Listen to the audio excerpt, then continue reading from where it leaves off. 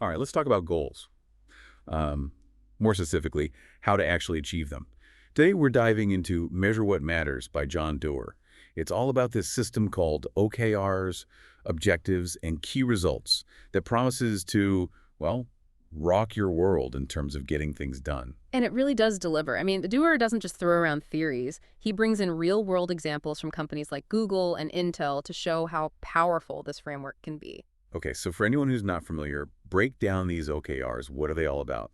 Imagine you're climbing Mount Everest, right? Your objective is to reach the summit. But thinking about that massive goal all at once can be overwhelming. So instead, you break it down into manageable key results, like setting up base camp, acclimating to the altitude, conquering each section of the climb. So it's about mapping out those milestones, those specific steps to reach that peak. Exactly. Those smaller steps are your key results, and they make the larger objective achievable. And Dara argues this works whether you're aiming for the top of Everest or, say, leading a company like Intel, which is actually where his whole OKR journey began. He talks about his time at Intel, working with Andy Grove, who seemed to be an early adopter of OKRs. Grove was really ahead of his time. He understood that just having knowledge isn't enough, you have to execute. And OKRs became the tool for that execution, a framework for turning vision into reality. And Doerr was there to witness firsthand how the company flourished under this system. He even describes it as a love story. His love for OKRs, sparked during his time at Intel, and, well, alongside finding love with his wife, Anne. It's a pretty charming origin story, right? But what's important is that Grove's focus at Intel wasn't just on setting these objectives, it was on making them actionable. And he gives some great examples from Intel's history to show that, like, their goal to be #1 in the mid-range computer component industry. They didn't stop there. They set a specific key result to win 10 designs for their 8085 microprocessor. Exactly. And that's what makes a good key result. It's not vague or aspirational. It's measurable. It's concrete. Everyone knows exactly what success looks like. So everyone from the CEO down to, individual employees can see how their work fits into that bigger picture. Exactly. That shared understanding creates accountability. And Doerr argues that it's actually amplified when those OKRs are made public. Public. So no secret objectives hidden away somewhere. Transparency is key here. When everyone can see each other's progress and how it contributes to those overall objectives, it actually, according to Doerr, it increases motivation. It creates this sense of collective purpose. It's like that feeling when you're all rowing a boat in the same direction. You can actually see the progress together. Great analogy. And within that shared direction, there's also room for individual initiative. A perfect example is Google's 20% time policy. Ah, the legendary 20% time. Employees get to work on their own passion projects. It sounds almost too good to be true. But it's a real thing. It's a core part of their culture. And it shows how much they believe in bottom-up innovation. I mean, think about it. Gmail, Google Maps, even AdSense all started as 20% time projects. Wow. So even within this structured system of OKRs, there's space for that creative freedom. Right. It's about finding that balance, having focused objectives, but also encouraging that entrepreneurial spirit. And of course, making sure everything aligns with the company's overall mission. Okay, so we've got focused objectives, measurable results, transparency, alignment. It's sounding pretty comprehensive. What else makes these OKRs so effective? What makes them actually stick? Doerr really stresses regular tracking and check-ins. He even provides specific examples of how companies like Google and Intel actually score their progress, so they're constantly learning and adapting. It's not just set it and forget it. No way! Think of it as this dynamic process, a feedback loop where you're always monitoring progress, identifying those roadblocks, and making adjustments to stay on course. He also dives into the concept of stretch goals, which I have to admit sometimes sound a bit intimidating. He uses Google's Chrome browser as an example of a stretch goal that pushed them way beyond what they thought they could do. And that's the thing about stretch goals, right? They force you to think differently. Even if you don't completely reach that stretch goal, just the act of striving for it can lead to these unexpected breakthroughs. So it's about pushing those boundaries and seeing what's possible. Exactly. And sometimes those seemingly impossible goals can lead to the most groundbreaking results. Just look at the success of Chrome. It's starting to make sense. So we're not just talking about, setting goals. We're talking about creating a whole system, a culture that drives progress. And it's not just for companies, is it? Absolutely not. Doerr even applies these principles to individual performance management, challenging the traditional way we do performance reviews. Which, let's be honest, most people dread. So what does he propose instead? He calls it continuous performance management. It's about having regular feedback and conversations, ongoing development and coaching, instead of that once-a-year evaluation. So it's more like an ongoing dialogue between, say, managers and employees. Exactly. And it aligns perfectly with the whole OKR philosophy of continuous improvement. It's about creating a culture where feedback is seen as a tool for growth, not a punishment. It's a really refreshing perspective. So after diving into these initial chapters, it's clear these OKRs are more than just a goal-setting system. It's a framework for how we approach success, how we measure progress, and how we motivate individuals and teams. It's a philosophy, really, and you can apply it to any aspect of life, whether you're leading a company, managing a team, or just trying to achieve your own personal goals. And, one of the most important things that makes this whole system work is accountability. Yeah, Doerr really emphasizes that it's not enough to just set these, ambitious goals. It's about having a system where you're actually measuring that progress and really taking ownership of those outcomes. It's about those moments when you realize, okay, we didn't quite hit this key result. What can we learn from this? What needs to change? And it's not about, pointing fingers. It's about taking responsibility and figuring out solutions together. He talks about this a lot in the context of, both individual and team performance. And he really stresses the importance of those regular check-ins we were talking about earlier. But they can't just be, going through the motions, right? Definitely not. These check-ins need to be opportunities for real reflection and course correction. They need to be productive. Doerr even gives some specific questions that teams can ask themselves during these check-ins. Things like, what are we doing well? What could we be doing better? What obstacles are we facing? It's all about creating this culture of continuous learning and improvement, empowering each person to really own their contributions to the team's success. It's interesting how he connects these concepts, the idea of pairing OKRs with what he calls continuous performance management. Right. This is where he takes those OKR principles and applies them to individual performance reviews. Instead of having those dreaded annual evaluations, he suggests having regular feedback and conversations, making it an ongoing process. So it's about having that consistent communication and course correction rather than one big evaluation at the end of the year, which, when you think about it, makes a lot more sense. It just aligns perfectly with the whole OKR philosophy, right? Continuous improvement. You're creating this environment where feedback is seen as a tool for growth, not something to be afraid of. He really challenges that, traditional way of thinking about performance reviews. He points out that they're often way too infrequent, and they tend to focus so much on past performance, which doesn't really help people develop. Instead, he proposes this system of regular check-ins, creating a much more open dialogue between managers and employees, talking about progress, about challenges, about opportunities for growth.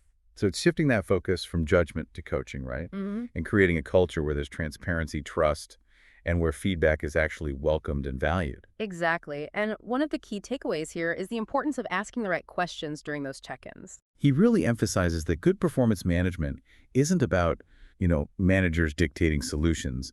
It's about guiding people to discover their own insights. He even gives these helpful examples of questions managers can use. Things like, what are you most proud of accomplishing this quarter? What challenges did you face? What support do you need to reach your goals? It's about building that collaborative environment where everyone's engaged in identifying areas for growth and improvement. And within that collaborative environment, it's also super important to recognize and celebrate achievements, no matter how big or small. Doerr really emphasizes that. He says that recognition doesn't have to be some grand gesture, right? It can be as simple as saying, thank you, or publicly acknowledging someone's contributions. It's about making people feel valued. It's about fostering that culture of appreciation and gratitude. It helps people feel motivated to do their best work. So we've covered quite a bit here. We talked about the power of OKRs, the importance of transparency and alignment, the need for those regular check-ins, the concept of stretch goals, and this whole shift towards continuous performance management. It's a lot to take in. But Doerr presents all these ideas in such a clear and actionable way. He uses concrete examples, practical tips, and even offers templates that you can actually use in your own work or life. He also acknowledges that implementing OKRs can be tough, especially for organizations that are used to more traditional ways of setting goals. He emphasizes the importance of getting everyone on board, from leadership to individual contributors. You really need that buy-in from across the organization. And he stresses the need for patience and persistence.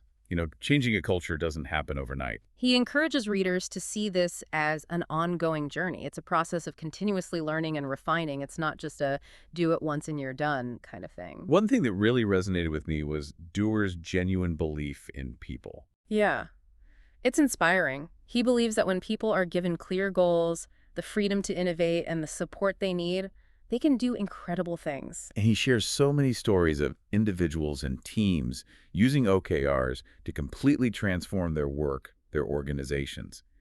It shows how OKRs can create a more fulfilling and purposeful experience for everyone. He even dedicates a whole chapter to how OKRs can be used to drive social change, using examples like the Gates Foundation and Bono's One campaign. It's a powerful reminder that this framework can really be applied to anything, no matter how ambitious. It really speaks to his belief that, with the right tools and the right mindset, we can accomplish anything we set our minds to.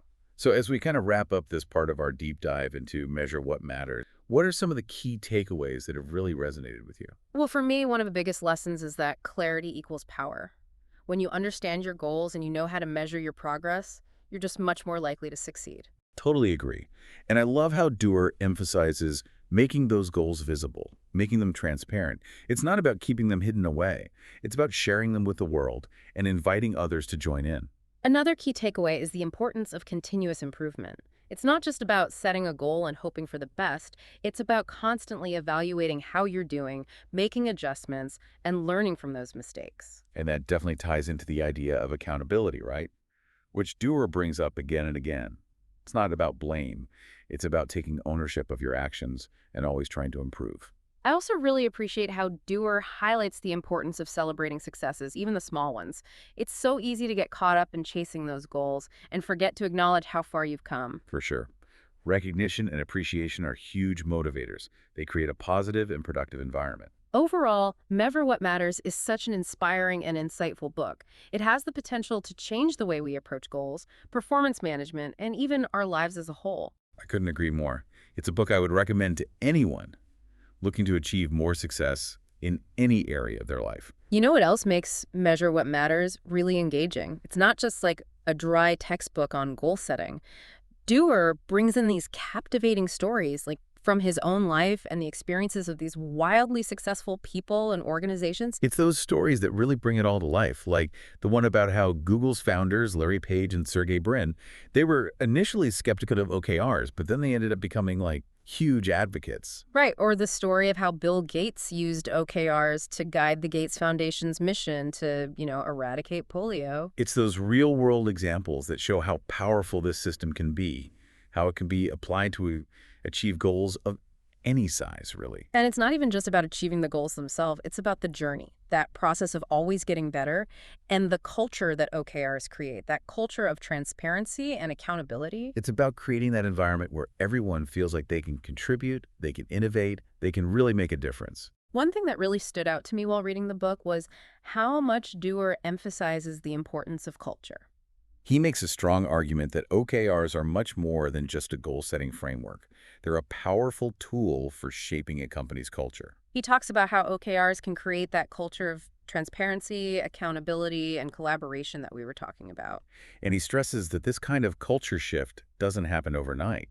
It takes a real conscious effort from everyone in the organization, starting with leadership. And he gives some really practical advice for leaders who are looking to implement OKRs. Things like, starting small, focusing on just a few key objectives, and then gradually expanding as people get more comfortable with the system. He also really stresses the importance of clear communication and ongoing support. People need to understand why they're doing this, how it all works, and what's expected of them. And he reminds everyone to be patient. Changing habits and building a new culture, it takes time. But he argues that those results are definitely worth all the effort.